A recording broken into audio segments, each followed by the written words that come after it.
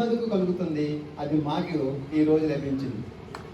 మనస్ఫూర్తిగా నా యొక్క ఉద్యోగ జీవితంలో అనేక మంది శిష్యులు పొందనే ఒక గర్వం మాత్రం నాకు ఉంటుంది. డబ్బులు కావు, అందరము ఎన్ని కోట్లు సంపాదించినా ఈ రోజు ఉంటే పోతాం, ఏ ఒక్కటి కూడా తీసుకెళ్ళాం. అలెగ్జాండర్ కూడా ప్రపంచాన్ని జయించాడు, ఉట్టి చేతులతో తన యొక్క సమాధి కట్టమని చెప్పాడు. అంటే నేనేమి తీసుకుపోలేదు, ప్రపంచాన్ని జయించినా సరే అని మనకొక తాత్విక చింతన కలగజేయాలని, మనము ఏమి చేయాలో అది గుర్తుకు వచ్చే విధముగా ప్రపంచానికి తెలియజేసిన అటువంటి మహాపురుషుడు.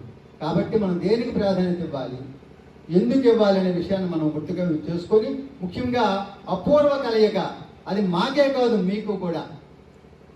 90 నుంచి 93, 95 అంటే సుమారు 30 ఏళ్ళు దాటిపోయింది. ఆ 30 ఏళ్ళలో చాలా మంది కలవలేదు మేము, మాకు తెలియదు కూడా. ఎవరెవరో అప్పుడప్పుడు కలుస్తున్న వాళ్ళమే కలుస్తున్నా తప్పించి మాకైతే పూర్తిగా పేర్లు కూడా మర్చిపోయిన సందర్భాలు ఉన్నాయి. ఇది మంచి కలయిక. ముఖ్యంగా మాలాంటి పెద్దవాళ్ళకి మా ఆయుష్ను పెంచే ప్రక్రియ.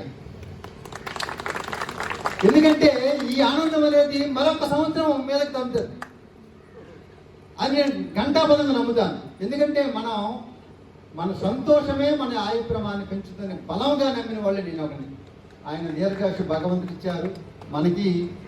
ఆయన మనలో ఏదు మనకి వైఎస్ఆర్ గారు ఆ అనుభవంతో ఇక్కడ నేను వచ్చిన 90లో వచ్చిన తర్వాత చాలా చిన్నవాడిని తెలుసుకు మీకు 25 years దాటి ఆయన